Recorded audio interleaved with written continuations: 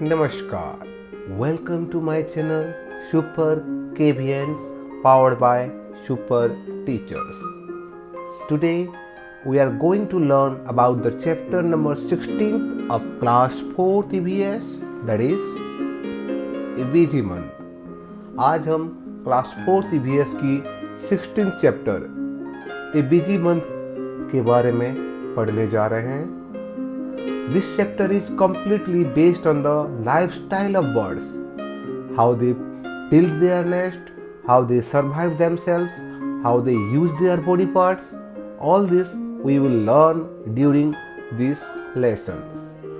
यह पूरी chapter birds के लाइफस्टाइल के बेस पे आधारित है. आज हम इस चैप्टर के दौरान यह पढ़ेंगे कि बर्ड्स जो होते हैं वो अपने घोंसले कैसे बनाते हैं, वो कैसे अपने बॉडी पार्ट्स का यूज़ करते हैं और वो कौन कौन सी चीज़ें हैं जो कि घोंसले बनाने में यूज़ करते हैं. ये सब के बारे में हम आज पढ़ेंगे. तो चलिए शुरू करते हैं आज का क्लास. EBG month. बाल मंदिर, भावनगर, 13 अप्रैल 1936. This is one letter written from Bhavnagar of Gujarat on 13th April 1936, around 84 years ago. This letter was written and what was there? Dear children, it is 3 o'clock in the afternoon. There are no clouds in the sky. The sun is burning hot. आज से करीब 84 years पहले एक letter लिखा गया था भावनगर गुजरात से, और इस जो चैप्टर है पूरी तरह से इसी लेटर के ऊपर आधारित है. तो चलिए देखते हैं क्या लिखा गया है. ये दोपहर के 3 बजे हैं और आसमान में कोई बादल नहीं है. The sun is burning hot. It is too hot. The sparrows, the doves, sunbirds have started working in pairs as they prepare to make their nest. Some of the birds have already made their nest. In some of the nest, the eggs have hatched. The parents' birds are busy feeding the chicks with different kinds of insects and other things. Sparrow, doves, sunbirds, ये जो सब हैं, ये सब दोपहर की गर्मी में they are working hard to collect grains, collect foods for their small kids. Some of the birds have already made their nest. कुछ बर्ड्स ने ऑलरेडी नेस्ट बना दिए हैं, ऑलरेडी घोंसले बना दिए हैं. और some birds, कुछ बर्ड्स हैं जो कि अभी भी नेस्ट बनाने की कगार पे हैं. The eggs have hatched. The parents birds are busy feeding the chicks with different kinds of insects and other things. अंडों से बच्चे निकल चुके हैं और जो पेरेंट्स बर्ड्स हैं वो बच्चों को कुछ तरह के इंसेक्ट्स और जो अदर ग्रेन्स होते हैं जो बर्ड्स जनरली खाते हैं वो सब उनको फीड यानी खिला रहे हैं. In our country yard also there is a baby dove. There is another egg in the nest but it has not hatched yet. इनके गांव की तरफ भी एक बेबी डोव है, एक कबूतर. There is another egg in the nest. उसमें एक और अंडा अभी भी है जो अभी तक फूटा नहीं है. On the way to Gopal Bhai's house, there are many stones along the roadside. In the space between these stones, an Indian robin has laid its eggs. Bachchu Bhai showed it to me. I looked through the binoculars. I saw that the nest was made of grass. Gopal भाई के घर जाने के रास्ते दोनों तरफ पत्थरों की दीवार हैं और उसमें एक इंडियन रोबिन आप देख पा रहे होंगे, उसने अपने अंडे दे रखे हैं. बच्चू भाई ने जब इनको दिखाया तो उन्होंने क्या किया, अपने बाइनोकुलर यानी जो दूरबीन होता है उसके हेल्प से उन्होंने उसको देखा. जब उन्होंने देखा तो जो नेस्ट था वो ग्रास से बना हुआ था और at the same time there were soft twigs, roots, wool, hair and cotton wool. साथ में ट्विग्स, रूट्स, वूल, हेयर और कॉटन वूल ये सब चीजें भी उसमें डले हुए थे. This is how the robin makes its nest, to make the nest soft for its chicks. Robin अपने बच्चों को एक सॉफ्ट घोंसला देने के लिए ये सब चीज़ें भी यूज करता है. The robin is not like the crow. A crow's nest is made of all kind of things, even pieces of wire and wood. जो क्रो का घोंसला होता है वो बहुत ही डिफरेंट होता है, वो बहुत खुरदला होता है। जैसे कि इंडियन रॉबिन्स के नेस्ट बहुत सॉफ्ट होते हैं, क्रो अपने नेस्ट में वायर और लकड़ी के छोटे छोटे टुकड़े भी यूज करते हैं। I saw a baby bird in the robin's nest. It was sitting with its beak wide open. The mouth was red from inside. In a little while, the robin flew to the nest and put something in the chick's open beak, maybe a few small insects. By then it was evening. The robin settled down with its chick. रास्ते में जब उन्होंने Robins nest देखे, उसके अंदर एक छोटा सा रॉबिन्स का छोटा सा एक किड्स बच्चा था और उसके माउथ अंदर से पूरी तरह से रेड था।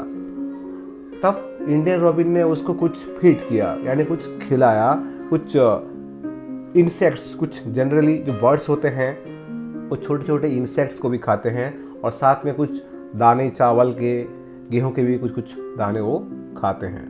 Bye then it was evening and the robin settle down. तब तक शाम हो गया था और रॉबिन्स जो थे अपने बच्चों के साथ रेस्ट करने के लिए तैयारी कर रहे थे।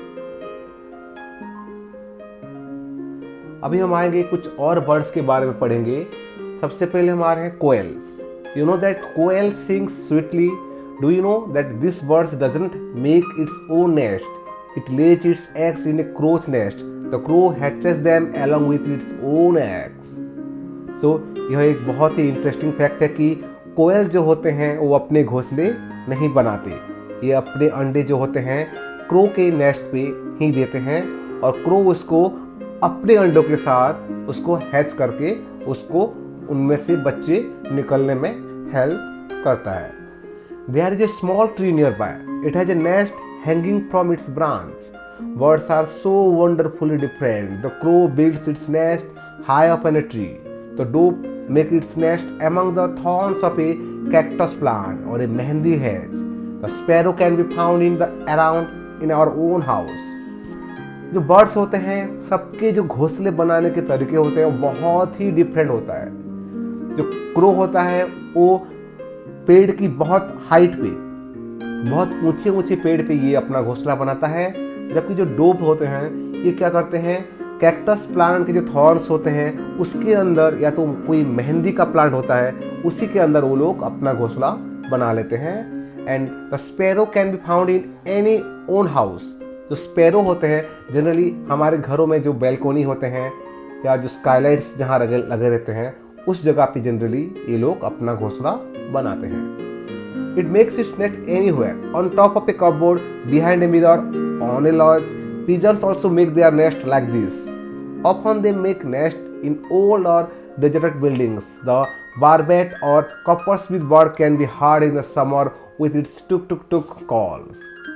So, like sparrow, pigeons भी जो होते हैं ये भी अपना घर कहीं भी पुराने बिल्डिंग्स या जहाँ पर कोई रहते नहीं ऐसे जगह पर ये लोग अपने घोंसले बना लेते हैं। बट द बारबेट, जो बारबेट होता है जिसको हम कॉपरस्मिथ बर्ड कहते हैं, इसका साउंड बहुत ही प्यारा होता है। It create the sound tuk tuk tuk and it make its nest in a hole. ये पेड़ के अंदर कुछ होल्स करता है और उसके अंदर वो अपना घोंसला बनाता है। लाइक पीकर जो होते हैं, पीकर बर्ड्स भी कुछ ऐसे ही करते हैं। And the tailor bird uses its sharp beak to stitch together. आप साथ में देख पा रहे होंगे साइड में दिया हुआ है टेलर बर्ड्स का इमेज। टेलर बर्ड्स जो होते हैं ये दो बड़े बड़े पत्तों को एक जगह पर स्टिच करके, दैट्स वाई इनको टेलर बर्ड कहा जाता है। अपने ही वो दो पत्ते को स्टिच करके उसके अंदर कुछ पत्ते या घास डाल के वो अपने घोंसला बनाते हैं। इसके बाद हम देखेंगे sunbirds. The sunbirds makes a nest that hangs from the branch of a small tree or bush.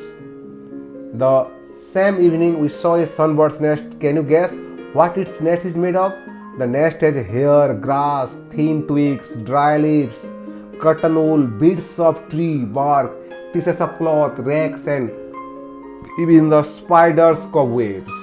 यानी जो सनबर्ड्स होता है उसका जो घोंसला होता है उसमें बहुत कुछ रहता है। ट्विग्स, सूखे पत्ते, जो कटन वूल्स होते हैं और ट्रीज के जो बार्क होते हैं और क्लॉथेस मतलब कपड़ों के स्मॉल स्मॉल पीसेस यानी टुकड़े जो होते हैं, इवन द स्पाइडर्स मकड़े के जो जाल होते हैं उसको भी वो यूज कर लेता है।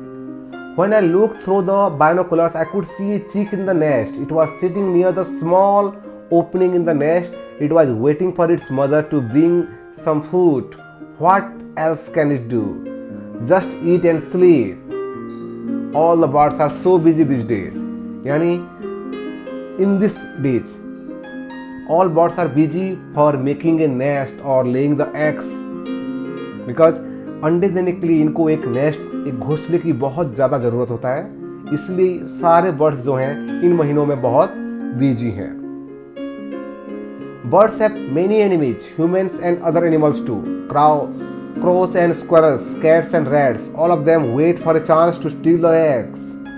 जो क्रोज होते हैं, जो स्क्वेरल्स होते हैं, जो कैट्स होते हैं, जो रैट्स होते हैं, ये सब क्या हैं, इनके बहुत दुश्मन होते हैं। ये वेट करते हैं कि कब इनके अंडे वो लोग चोरी कर ले।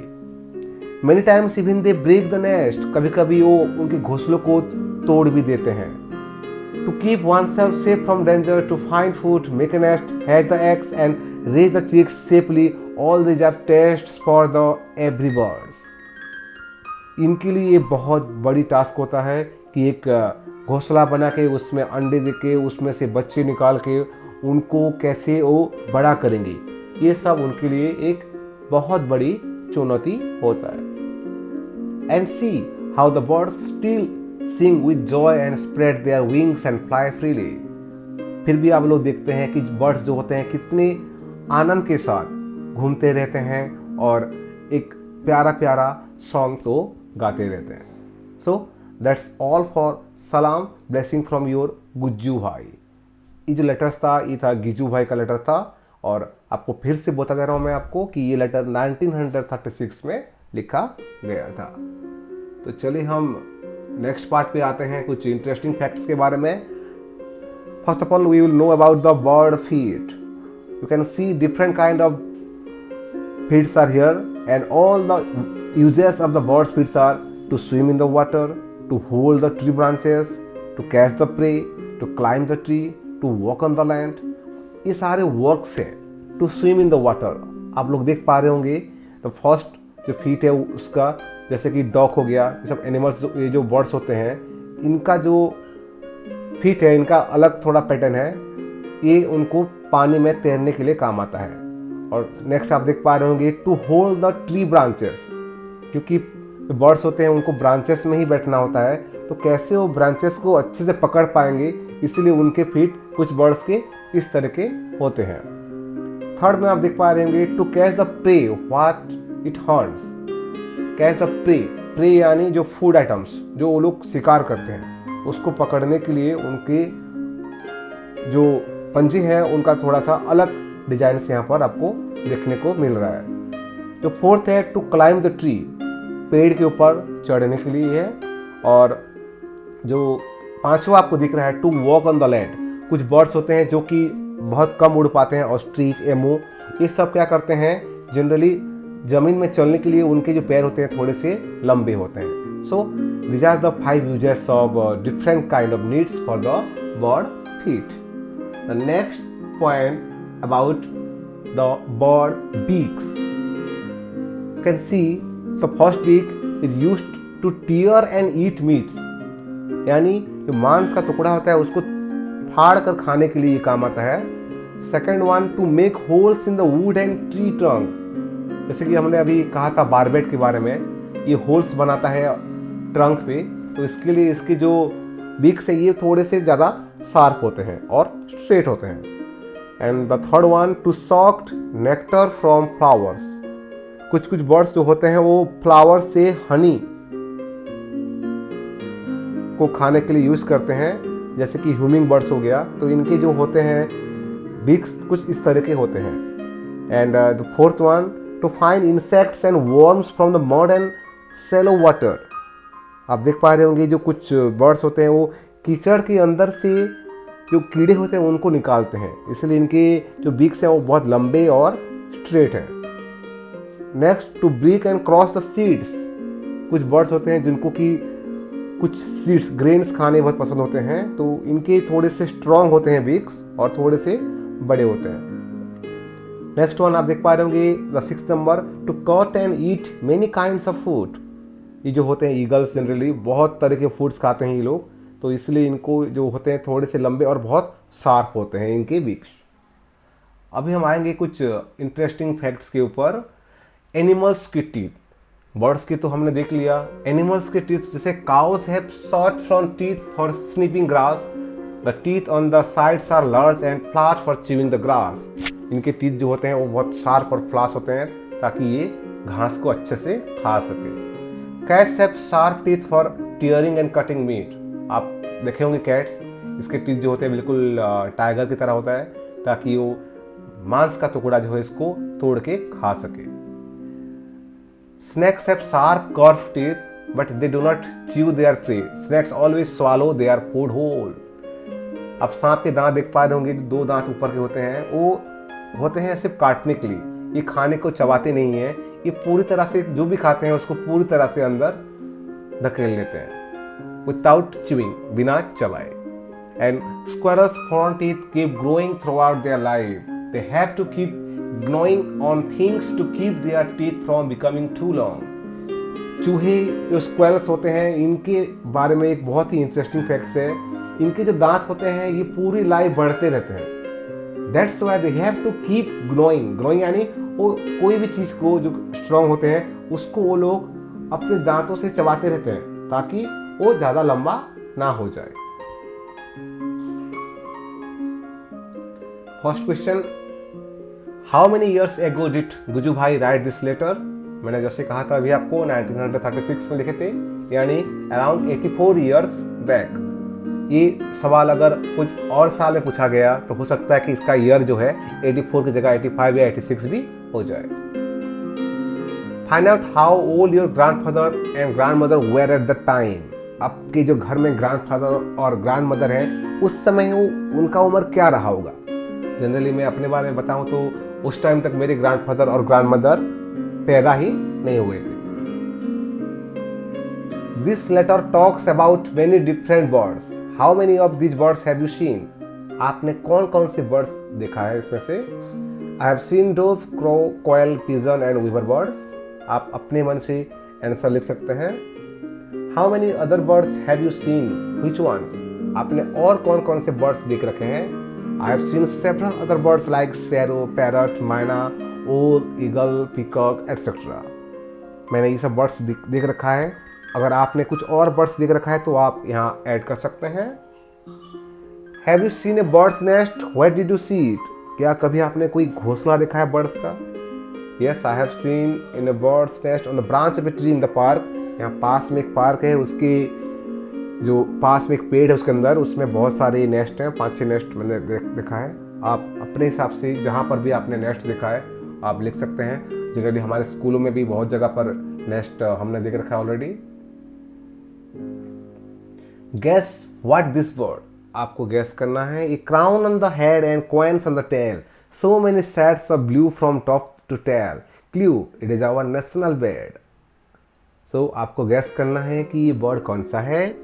It's very simple because it is our national bird and everyone of us know that peacock is our national bird.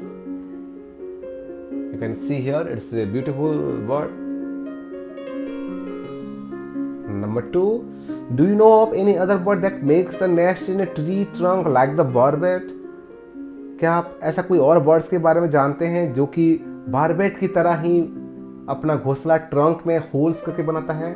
Yes, that is woodpecker. ये जो होता है ये बिल्कुल एक बारबेट की तरह ही होता है। आप देख पा रहे होंगे इमेज पे, ये अपने चोंच से क्या करता है, एक पेड़ के ट्रंक में होल करता है और उसके अंदर ही ये रहता है। सो बहुत ही इंटरेस्टिंग बर्ड है ये। Find about your own teeth and right. अभी हम अपने दांतों के बारे में कुछ डिस्कस करेंगे। ये आपका डिफरेंट हो सकता है। इसमें कुछ सवाल हैं। आपकी age, how many teeths do you have you any teeth fallen or broken? क्या आपके कोई दांत टूट चुके हैं? कितने टूट चुके हैं? How many new teeth do you have, कितने नए दांत आपके आ चुके हैं, और how many of your milk teeth have fallen but no new teeth have come in their place. जो दूध के दांत होते हैं उसमें से कितने टूट चुके हैं और कितने उसमें से अभी तक नहीं आए हैं। तो ये मैंने एक बच्चे से पूछा था पास में, उसका जवाब था, उसका एज था 9 years, उसके 16 टीथ थे, सम ऑफ टीथ, कुछ दांत उसके टूट चुके थे, 6 टीथ हैव फॉलन, अभी तक 6 दांत उसके टूट चुके हैं। आई हैव 4 न्यू टीथ, उसके 4 नए दांत भी आ चुके थे। And 6 of my milk teeth have fallen but 2 teeth have not come in that place. 6 दूध के दांत टूट चुके हैं बट अभी तक 2 उसमें से नहीं आए हैं। तो ये जो आंसर है आपको अपने हिसाब से लिखना है, आपको अपने दांत गिनने हैं और आपको अपने पेरेंट्स से पूछना है कि आपके कितने दांत गिर चुके हैं अभी तक, कितने नए दांत आ चुके हैं। ये सब डाटा आप अपने ही पेरेंट्स से पूछ कर लिखेंगे। So this is all from super केबियंस and hope everyone are fine at their home. Stay home, stay safe. Thank you for watching, and in case you have any queries you can write at the rate of akm.kvs@gmail.com. So आप सभी को बहुत बहुत धन्यवाद। घर में रहिए और सुरक्षित रहिए।